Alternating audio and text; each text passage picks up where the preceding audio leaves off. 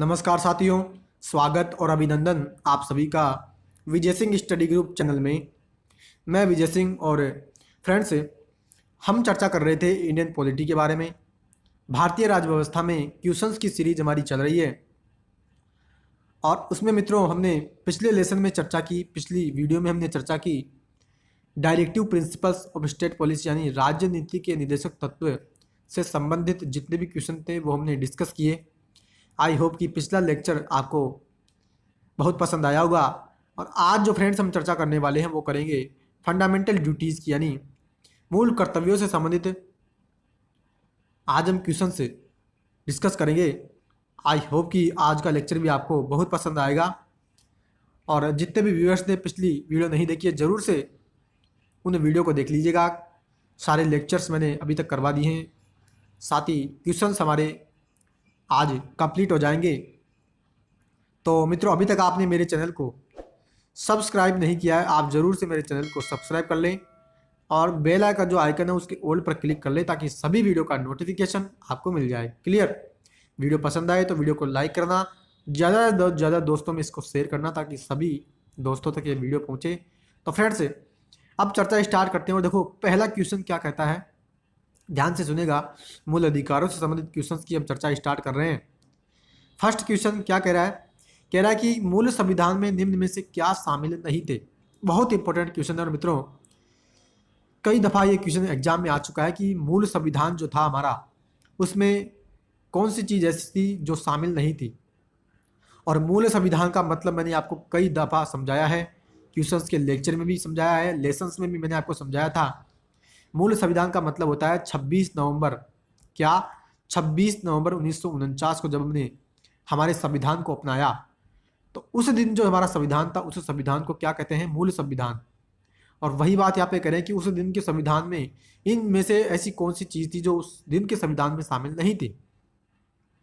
तो देखिए, मूल अधिकार थे क्या, या मूल कर्तव्य नहीं थे, या नीति निर्देशक तत्व नहीं थे, या इन चारों में से, यानी ये चारों चीज़ें नहीं थी उसमें। देखिए, मूल अधिकार बिल्कुल मूल संविधान में शामिल थे, नीति निर्देशक तत्व भी मूल संविधान में शामिल थे, लेकिन मूल कर्तव्य जो थे मित्रों इनको हमने जोड़ा था 42वें कॉन्स्टिट्यूशन अमेंडमेंट एक्ट 1976 के माध्यम से। ठीक है, जब हमारे देश में इमरजेंसी लगी 1975 में तो उसके बाद एक कमेटी गठित हुई। कमेटी के रिकमेंडेशन के आधार पर हमने मूल कर्तव्यों को भारतीय संविधान में शामिल किया। यानी मूल संविधान में ये शामिल नहीं थे लेकिन बाद में हमारे संविधान में हमने इसको शामिल किया। तो यहाँ पे यदि हम देखें तो क्वेश्चन नंबर 1 का राइट आंसर यहाँ पे हो जाएगा, बी इज राइट आंसर यहाँ पे होने वाला है। क्लियर? आई होप कि आपको ये क्वेश्चन समझ में आया। नेक्स्ट क्वेश्चन की ओर बढ़ते हैं। नेक्स्ट क्वेश्चन क्या कहता है देखिएगा, कहता है कि भारतीय संविधान में मूल कर्तव्यों को किस समिति की सिफारिश पर जोड़ा गया। आशा करता हूँ कि ये क्वेश्चन आपको आता होगा। कहता है कि जो हमारा संविधान है उसमें हमने जब मूल कर्तव्य को जोड़ा 42वें संविधान संशोधन अधिनियम 1976 के माध्यम से, तो ऐसी कौन सी समिति थी जिसने सिफारिश की और सिफारिश के आधार पर हमने भारत के संविधान में मूल कर्तव्यों को जोड़ा।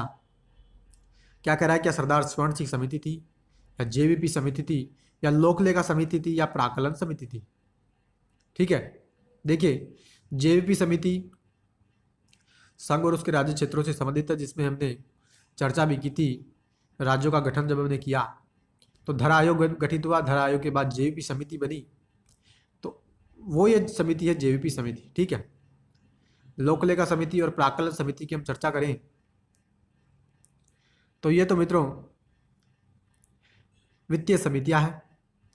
सरदार स्वर्ण सिंह समिति जो 1976 में गठित हुई और इसने ही मित्रों संस्तुति दी थी, यानी रिकमेंडेशन दी कि भारत के संविधान में मूल कर्तव्यों का अलग से एक चैप्टर होना चाहिए। तो इस समिति की सिफारिश पर जाकर के हमने भारत के संविधान में मूल कर्तव्यों को शामिल करवाया। क्लियर? तो ऑप्शन नंबर ए यहाँ पे राइट आंसर हो जाएगा क्वेश्चन नंबर 2 का। क्लियर? नेक्स्ट क्वेश्चन की ओर बढ़ते हैं। नेक्स्ट क्वेश्चन क्या कहता है सुनेगा, कहता है कि स्वर्ण सिंह समिति ने संविधान में कितने मूल कर्तव्यों को जोड़ने का सुझाव दिया था। क्या कह रहा है? देखिए, स्वर्ण सिंह समिति 1975 में क्या हुआ मित्रों, जब राष्ट्रीय आपातकाल जब हमारे देश में लग गया, जब इंदिरा गांधी जी का शासनकाल था और इंदिरा गांधी जी ने जब आपातकाल की घोषणा कर दी तो उस आपातकाल के समय मित्रों लोगों ने भारत की सार्वजनिक संपत्ति को बहुत नुकसान पहुंचाया। ठीक है, तो आपातकाल की समाप्ति के बाद सरकार को ये लगा कि हमने भारत के नागरिकों को, लोगों को अधिकार तो दिए हैं, यानी एफआर तो हमने दिए हैं, लेकिन उनके कुछ कर्तव्य भी होने चाहिए, फंडामेंटल ड्यूटीज भी उनकी होनी चाहिए अपने देश के प्रति, समाज के प्रति। ठीक है, इस कारण से फिर सरदार स्वर्ण सिंह समिति उन्होंने सरदार स्वर्ण सिंह समिति को गठित किया। ठीक है, उन्होंने अपॉइंटमेंट उस समिति का किया और इस समिति ने फिर मित्रों जाकर के मूल कर्तव्यों को जोड़ने का सुझाव दिया था। तो वही बात यहाँ पे कह रहे हैं कि इस समिति ने कितने मूल कर्तव्यों को जोड़ने का सुझाव दिया था। कह रहा है क्या 8 दिए या 9 या 10 या 11?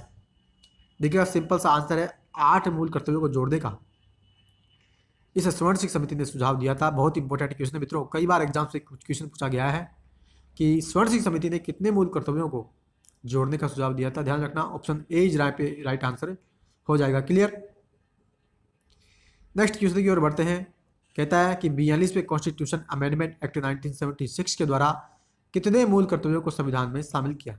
क्या देखिए, सरदार स्वर्ण सिंह समिति ने कितने जोड़ने का सुझाव दिया था? 8। लेकिन 42वें संविधान संशोधन अधिनियम के माध्यम से हमने मूल कर्तव्यों को शामिल कराया था अपने देश के संविधान में। और इस अधिनियम ने कितने मूल कर्तव्यों को जोड़ा था? कह रहा है कि क्या 8 जोड़े या 9 जोड़े या 10 जोड़े या 13 जोड़े? क्लियर। ध्यान रखना, स्वर्ण सिंह समिति ने तो 8 मूल कर्तव्यों को जोड़ने का सुझाव दिया था, लेकिन हमने 42वें कॉन्स्टिट्यूशन अमेंडमेंट एक्ट के माध्यम से 10 मूल कर्तव्यों को हमारे संविधान में शामिल किया था। क्लियर। अब वर्तमान में हम देखें तो फंडामेंटल ड्यूटी की जो सूची है उसमें 11 मूल कर्तव्य वर्तमान में शामिल है। आगे हम चर्चा भी करेंगे कि 10 जोड़ने के बाद एक और जोड़ा था हमने। तो आई होप कि ये क्वेश्चन आपको अच्छी प्रकार से समझ आया। नेक्स्ट क्वेश्चन की ओर बढ़ते हैं। नेक्स्ट क्वेश्चन क्या कहता है सुनेगा। कहता है कि भारतीय संविधान के कौन से भाग में मूल कर्तव्यों को शामिल किया गया है? ये भी इंपॉर्टेंट क्वेश्चन है मित्रों कि भारत का जो संविधान है उसके कौन से भाग में हमने मूल कर्तव्यों को जोड़ा है। तो क्या कह रहा है, भाग 14 के में या भाग 9 के में या भाग 9 खे में या भाग 4 के में? क्लियर। देखिए, भाग 14 के में हमने क्या जोड़ा? यहाँ पे हमने जोड़ी ट्रिब्यूनल्स। क्या जोड़ी मित्रों? ट्रिब्यूनल्स यानी अधिकरण जोड़े हैं। क्लियर।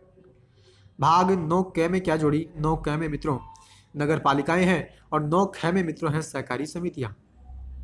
क्लियर। और भाग 4 जो क है इसमें हमने फंडामेंटल ड्यूटीज को जोड़ा था। क्लियर। तो इस प्रकार से मित्रों यहाँ पे क्वेश्चन नंबर 5 का आंसर हो जाएगा option number D. Option number D यहाँ पे राइट आंसर होने वाला है। क्लियर। तो इस प्रकार से 5 क्वेश्चन का मित्रों यहाँ पे आंसर हो गया कि भारत के संविधान के भाग 4 के में, किस में? भाग 4 के में मित्रों हमने मूल कर्तव्यों को शामिल किया है। नेक्स्ट क्वेश्चन की ओर बढ़ते हैं। नेक्स्ट क्वेश्चन देखो क्या कहता है, बहुत इंपॉर्टेंट क्वेश्चन है और क्या इसमें बात की जाती है, ध्यान से सुनेगा। कहता है कि निम्न में से कौन से कर्तव्य मूल कर्तव्यों की सूची में शामिल है, यानी इनमें से ऐसे कौन से कर्तव्य हैं जो हमारी मूल कर्तव्य की जो सूची है उस सूची में वो शामिल है। तो क्या कह रहा है, कहता है कि क्या कर अदायगी मूल कर्तव्यों की सूची में शामिल है। दूसरा कहता है देश की रक्षा करना और आह्वान किए जाने पर राष्ट्र की सेवा करना। तीसरा कथन कहता है वैज्ञानिक दृष्टिकोण, मानववाद और ज्ञानार्जन तथा सुधार की भावना का विकास करना। नेक्स्ट कहता है स्वतंत्रता के लिए हमारे राष्ट्रीय आंदोलन को प्रेरित करने वाले उच्च आदर्शों को हृदय में संजोए रखना और उनका पालन करना। और अंतिम जो कहता है कि 6 से 14 वर्ष की उम्र के बीच के बच्चों को शिक्षा के अवसर उपलब्ध कराना। ठीक है, तो ये 5 कथन हमें दिए हुए हैं, इनमें से हमें ये देखना है कि कौन सा ऐसा है जो हमारे मूल कर्तव्य की सूची में शामिल है। देखिएगा, ध्यान से सुनेगा मित्रों, एक एक ऑप्शन की चर्चा करते हैं। देखिए, पहला ऑप्शन कर अदायगी करना। अब इसकी मैं चर्चा करूं तो जब हमने मित्रों स्वर्ण सिंह समिति गठित की थी ना, तो इस समिति ने इसकी रिकमेंडेशन दी थी, किसकी? कि कर अदायगी करने का अधिकार, यानी कर अदायगी जो करना है, यानी टैक्स जो भरना है, टैक्स पे भी एक मूल कर्तव्य होना चाहिए। क्या? टैक्स को पे करना, कर अदायगी करना यानी टैक्स भरना एक मूल कर्तव्य होना चाहिए। लेकिन उस समय कांग्रेस पार्टी की सरकार थी, और इस कांग्रेस पार्टी की सरकार ने इस कर अदायगी करने का जो सुझाव दिया था कि मूल कर्तव्य में ये शामिल होना चाहिए, स्वर्ण सिंह समिति ने कहा, तो लेकिन कांग्रेस पार्टी ने इसको शामिल नहीं किया था। ठीक है, तो इस कारण से कर अदायगी करना जो है मित्रों ये मूल कर्तव्य नहीं है। ध्यान रखना, टैक्स पे करना एक फंडामेंटल ड्यूटी नहीं है। तो इसको अगर हम निकाल दें तो यहाँ से हमारा सीधा सा आंसर निकल जाएगा। एक को निकाल दीजिए, सीधा सा हमारा यहाँ पे आंसर निकलने वाला है। क्लियर? तो इस प्रकार से क्वेश्चन नंबर 6 का ऑप्शन नंबर सी यहाँ पे राइट आंसर हो जाएगा। क्लियर है? तो आई होप कि आपको अच्छे प्रकार से क्वेश्चन समझ आ रहे हैं। नेक्स्ट क्वेश्चन की ओर बढ़ते हैं। फंडामेंटल ड्यूटी से संबंधित इंपॉर्टेंट क्वेश्चन, उसमें लास्ट क्वेश्चन है कि वर्मा समिति का संबंध निम्न में से किससे है? कहता है कि क्या मूल अधिकारों से है, मूल कर्तव्यों से है, डीपीएसपी से है, या उपरोक्त में से कोई नहीं। ठीक है, ध्यान रखना मित्रों, स्वर्ण सिंह समिति, क्या स्वर्ण सिंह समिति और वर्मा समिति दोनों का संबंध जो है वो मूल कर्तव्यों से। किससे है? मूल कर्तव्यों से। इंपॉर्टेंट क्वेश्चन है, ध्यान रखना, बहुत इंपॉर्टेंट है, क्योंकि स्वर्ण सिंह समिति का तो आपको पता होगा, लेकिन वर्मा समिति के बारे में जरूर से आपको जानना चाहिए। और वर्मा समिति ने मित्रों क्या कहा था? वर्मा समिति ने ये कहा कि जितने भी आपने मूल कर्तव्य बनाए हैं, ठीक है, जितने भी मूल कर्तव्य आपने बताए हैं, इन मूल कर्तव्यों को लागू करने के लिए कोई कानून लेकर के आए और उस कानून के माध्यम से आप इन मूल कर्तव्यों को लागू करवाएं। क्लियर? तो ये मित्रों आज हमने चर्चा की मूल कर्तव्यों से संबंधित क्वेश्चन के बारे में। अब मित्रों हम चर्चा कर रहे हैं, वो करेंगे संविधान के संशोधन का हमारा चैप्टर हमने कंप्लीट कर लिया था। इसके भी कुछ क्वेश्चन हैं, उसको भी हम कंप्लीट कर लेते हैं, और साथ ही फिर आज हम कंप्लीट कर देंगे हमारी क्वेश्चंस की सीरीज, और फिर नेक्स्ट वीडियो से हम वापस से लेसन स्टार्ट करेंगे। तो ध्यान रखिए, क्या कहता है पहला क्वेश्चन संविधान के संशोधन से संबंधित है। क्या कह रहा है? कह रहा है मित्रों कि भारतीय संविधान का भाग 20, क्या इंडियन कॉन्स्टिट्यूशन का जो भाग 20 है वो किससे संबंधित है? तो कह रहा है क्या संघ की सरकार से है, अधिकरणों से है, या संविधान के संशोधन से है, या भाषाओं से है? क्लियर? देखिए, संघ की सरकार से जो संबंधित है वो भाग 5 है। कौन सा है? भाग 5 संघ की सरकार से संबंधित है। अभी अभी मैंने अधिकरणों के बारे में आपसे चर्चा की थी। अधिकरण का जो भाग है भाग 14, क्या मित्रों? भाग 14 जो क है, ठीक है, वो अधिकरणों से संबंधित है। भाषाएं जो है मित्रों, भाषाएं जो है वो भाग 17 से संबंधित है, ठीक है, जिसको हम राजभाषाएं भी कहते हैं। तो ये हो गया मित्रों हमारा राजभाषा, भाग 17 से संबंधित है। संविधान का संशोधन की हम चर्चा करें तो संविधान का संशोधन जो है मित्रों वो भाग 20 से संबंधित है। क्लियर? तो यहाँ पे अगर हम आंसर की चर्चा करें तो भाग 20 ऑप्शन नंबर सी यहाँ पे राइट आंसर हो जाएगा कि संविधान का भाग 20 जो है वो संविधान के संशोधन से संबंधित है। क्लियर? और इसकी हम जो चर्चा करते हैं आर्टिकल 368 में संविधान के संशोधन की भी हम चर्चा करते हैं। क्लियर? नेक्स्ट क्वेश्चन बहुत इंपॉर्टेंट क्वेश्चन है, और देखिएगा क्या कहता है, निम्न कथनों पर विचार कीजिए। देखिए कौन से कथन है उन पर हमें विचार करना है। कहता है कि निम्न कथनों पर विचार कीजिए। कह रहा है संविधान संशोधन विधेयक को केवल मंत्री के द्वारा ही संसद के किसी सदन में स्थापित किया जा सकता है। पहला कथन ये है। दूसरा क्या कहता है, संविधान संशोधन विधेयक पर गतिरोध उत्पन्न हो जाए तो दोनों सदनों की संयुक्त बैठक में विधेयक को पारित कराने का प्रावधान है।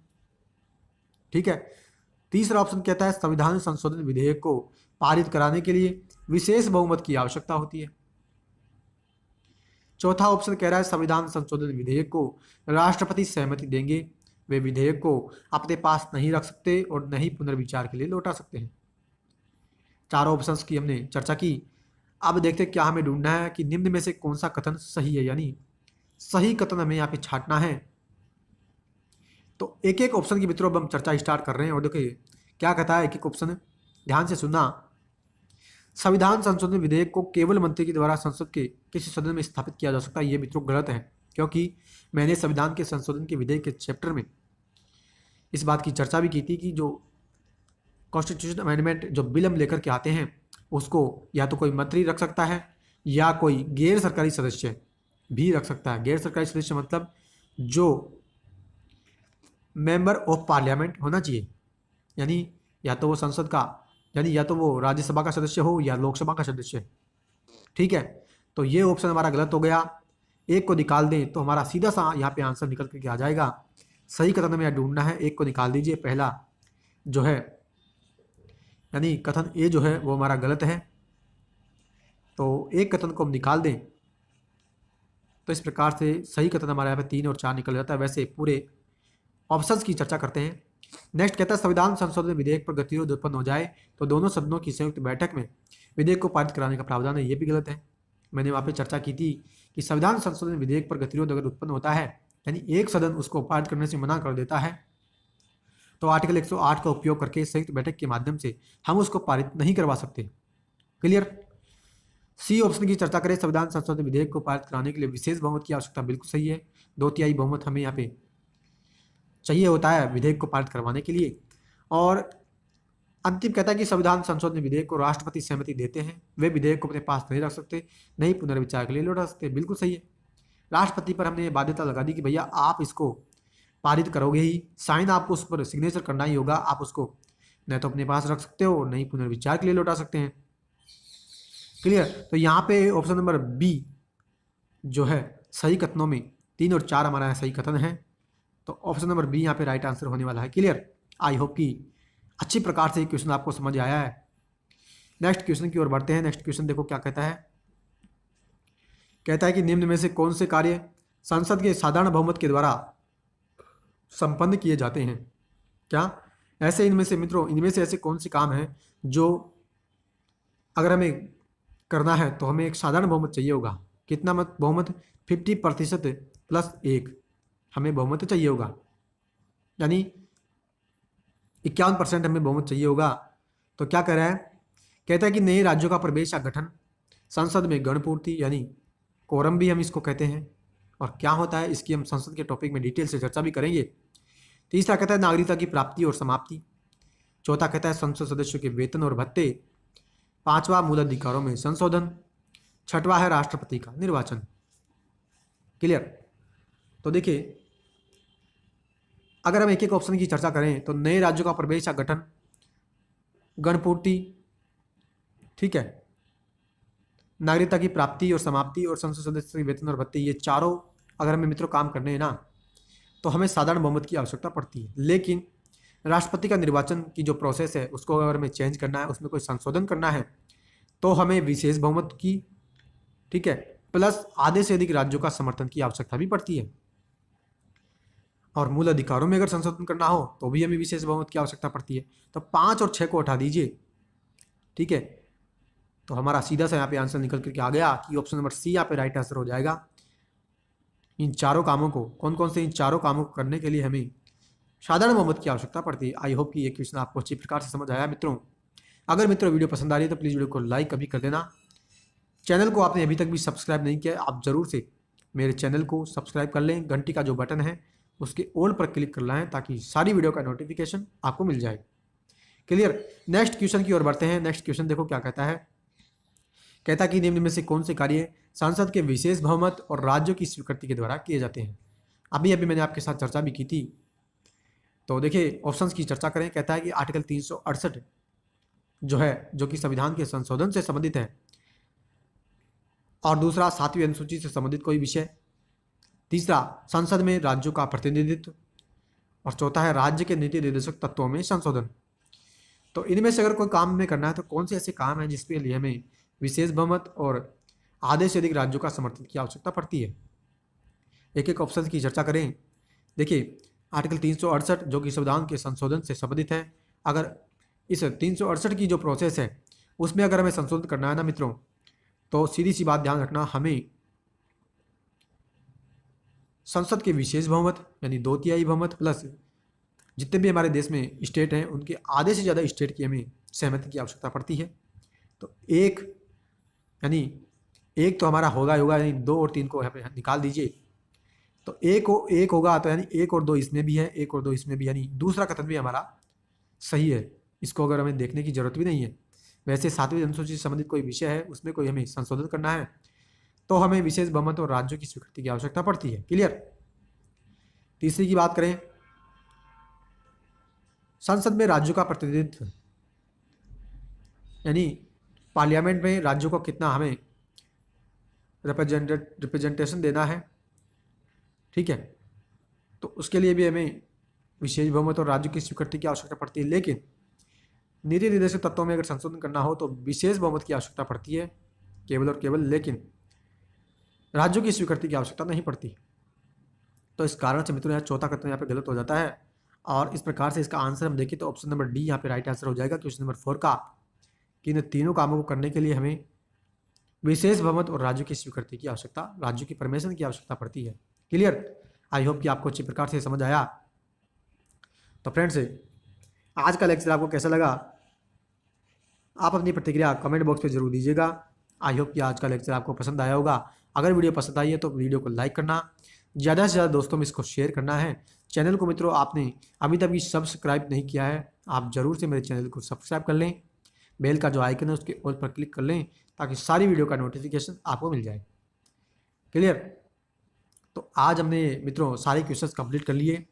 अब जो हमें अगला लेक्चर स्टार्ट करेंगे वो करेंगे संविधान की मूल संरचना का, ठीक है। कई बार हमारे संविधान की विशेषताओं का जब हमने चैप्टर डिस्कस किया उसमें मैंने आपको बताया था कि बेसिक स्ट्रक्चर, मूल संरचना कई बार हमारे सामने निकल करके आई थी। तो उसको हम डिटेल से अगली वीडियो में चर्चा करेंगे कि बेसिक स्ट्रक्चर क्या होता है, साथ ही बेसिक स्ट्रक्चर कहाँ से निकला, केशवानंद भारतीवाद की भी हम चर्चा करेंगे, ठीक है, जो कि 1973 में आया था। तो डिटेल से हम आने वाले लेक्चर में चर्चा करेंगे। अब हम कंटिन्यू करेंगे पूरी लेसन्स को।